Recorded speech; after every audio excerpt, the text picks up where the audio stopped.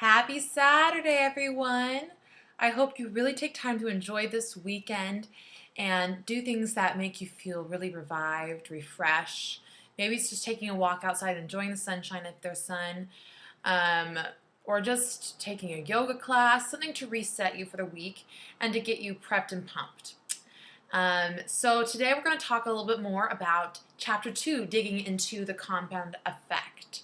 So in this chapter, it is mostly about choices and taking responsibility, 100% ownership of the choices we make. I loved a few of these quotes. I want to read them to you. Choices are at the root of every one of your results. Each choice starts a behavior that over time becomes a habit. And it's these little behaviors that we do every day, these little habits, these actions we take that support or take away the expansion of our life. So we can make conscious or unconscious choices that support us. Are we sleepwalking through these choices? Yes, probably. A lot of these ones that we want to work on, such as I don't know, snacking on a whole bag of potato chips or tortilla chips, and they're all gone. And I wasn't very hungry anyway. Yeah, that's probably more of a sleepwalking, unconscious moment or choice. And I like to talk about this a lot in yoga, if you're in my classes, is awareness and intention. So what this program, these 21 days, is really helping us is to become aware of where we tend to maybe overeat, what we put in our mouths, how we respond and are in a context of eating. Are we preparing? And before, we were probably just sleepwalking through those actions. Just be like, I'm not prepping. You just put whatever's in the fridge, and whatever's there is there. If you feel like nothing's prepped, you just go out to eat. And just doing it mindlessly without an intention of being aware. And there is a metaphor he uses that the elephant doesn't bite you. It's the little things in life, like a mosquito. You get mosquito bites. You don't get elephant bites. So small things that we do daily that we don't always think about that end up kind of getting us kicked up in the rear. So I want us to become mindful of what those little things are and making empowering choices versus letting these tiny little bites in life, these little choices that we make unconsciously, disempowering us and throwing us for a loop. So he talks about taking ownership, 100% responsibility, without any percent expectations, 0% expectations of receiving anything in return. So we have to own all the choices, all of the choices we make and experience.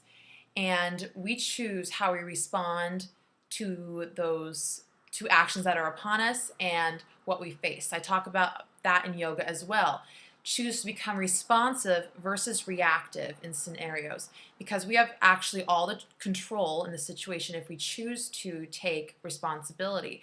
Responsibilities for what we output, whether we become reactive in traffic and yelling at people and cussing, or are we going to take mindful action to deepen our breath, calm down, and realize, whatever's happening is happening. I can control who I am and how I'm going to change my outlook. It's hard as heck, I know. But step number one is really building that awareness of where we tend to not be aware, realizing these habits that can be constructive or destructive, and not blaming others.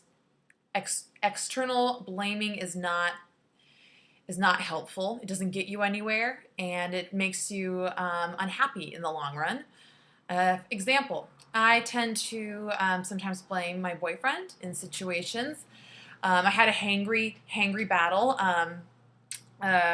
near the last day of my last 21-day cycle, and I had a furious moment of blaming him for putting me in the situation. It's laughable now, but we were at a pizza parlor and I was starving, and I'm like, I need to do well. I I'm battling.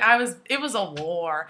But I did have a moment of blaming him for putting me in this circumstance, or blaming him that, in my head, blaming him that he's drinking beer, so I have to drink beer, or like at least have something, because otherwise it'll be a little awkward. And so I'll throw in the towels and like, well, whatever, it's not, I'm just trying to fit in or whatever. A lot of times we blame time. I don't have the time to work out. I don't have the time to do these DVDs. Blame that it's not me. This just isn't my style. I need to do something else. I'd rather do that. I can't do this. I'm too big. I can't do this. I'm too small. I'm too weak. I'm not smart enough. We have these tracks looping around. And we need to take ownership of stop blaming those external things, even those things that we put in our mindset, and take control of it. And once we are there, we can be free. So again, do not blame. Take responsibility of what you do not do, and how you respond to what happens to you. And he talks later on about luck.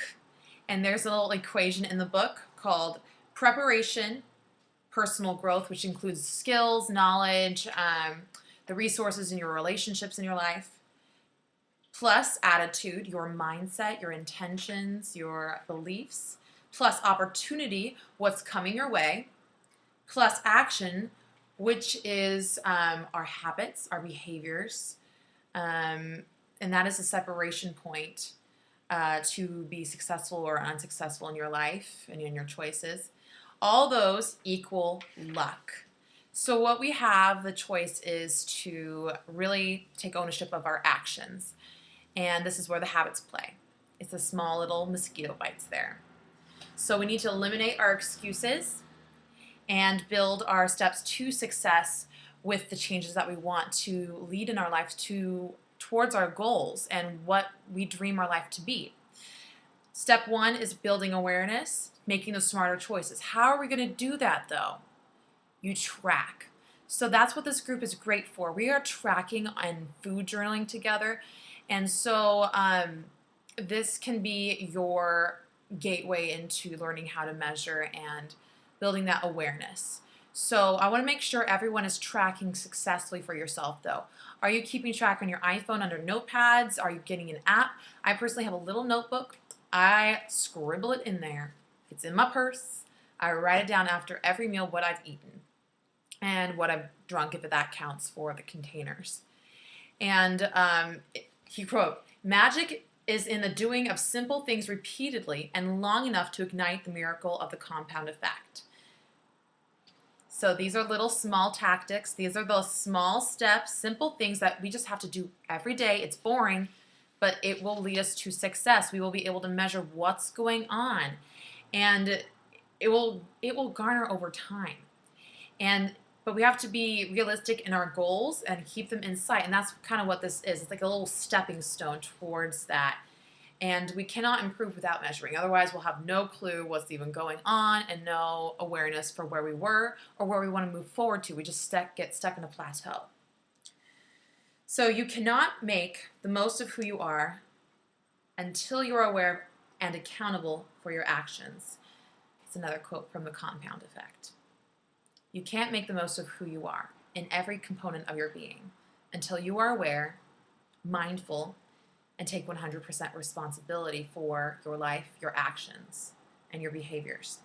So I challenge you each over this weekend as you delve into Chapter 2 to do this exercises at the end of the chapter. And ask yourself and comment below what spoke to you, your reflections, and tell us where in your life you're not taking responsibility for yourself. So complete this by the end of the weekend, but it's always better late than never. So if you cannot do it, that's okay. Just try to get it in midweek at the latest. Just take time for you to reflect and do this because we want to share with each other. This is a journey together of accountability. And it's not just, it is about you, but at the same time, we have to empower each other. And that's why we have this group here, and it's amazing. All right? So enjoy your weekend. Take a little bit of time to read Chapter 2, reflect, and enjoy. Namaste.